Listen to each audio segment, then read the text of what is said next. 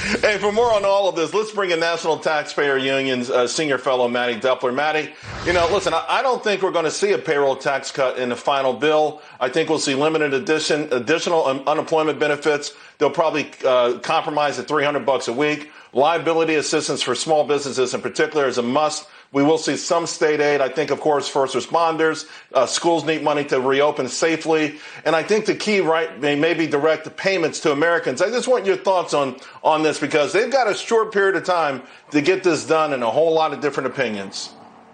Charles, I hope that someone up there is listening to you because that was a pretty good list you just laid out, if that's what the next package looks like. Something that I want your viewers to keep in mind, we're going to hear a lot of political acrimony from both sides about what each side is proposing. But remember, the CARES Act included a lot of common sense relief, which was supported by both political parties. That includes a payroll tax holiday. Now, I'm not saying an additional payroll tax cut is what we need right now, but a payroll tax holiday allowed businesses to have liquidity so that they could try and look forward for the next couple weeks and months as they waded into a very uncertain business future. So there are things that both Democrats and Republicans signed off on in April that could continue to be in the package now. I think the other thing that's very important to keep in mind is that in the spring, the presumption was that in the summer months, we'd be in a much better situation than we are right now. We thought the infection rates would be down and the economy would have recovered more steadily at this point. Neither of those things have yet materialized because we're still dealing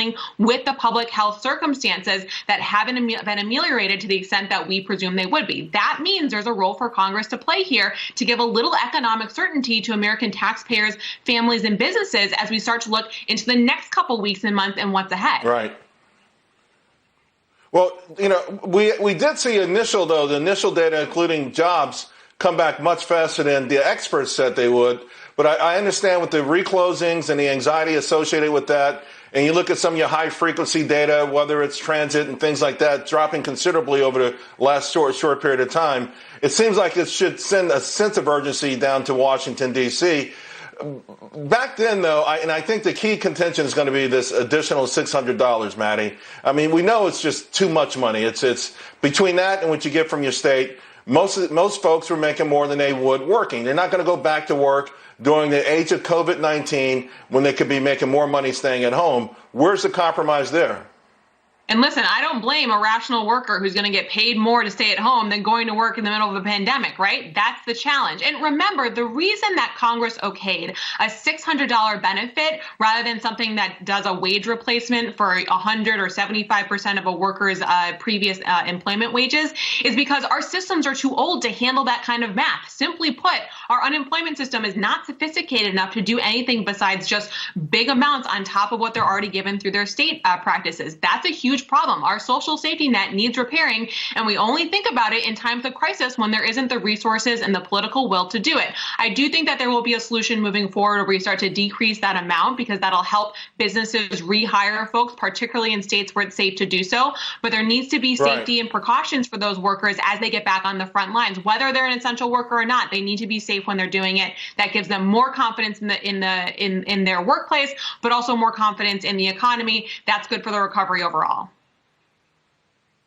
So the final package in your mind, something that could make it through, particularly as the clock ticks, the July 31st looming large, but a lot of states, because the way they're structured, are actually going to stop paying this additional monies even before July 31st. So what will be out of this thing that's being promoted heavily? Again, I don't think the payroll tax cut's going to make it. I know Kudlow wants it in there. I feel like Trump wants it in there because Kudlow wants it in there. But I think President Trump wants a lot of money to go into the system quickly so people go out and spend it.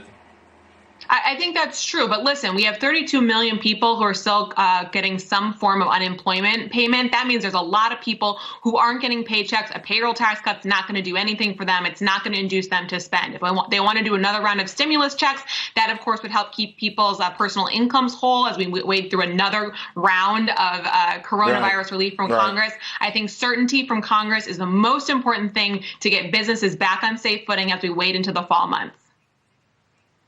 I agree 100%. Mattie, thank you very much. We'll see what happens. We got a week to go.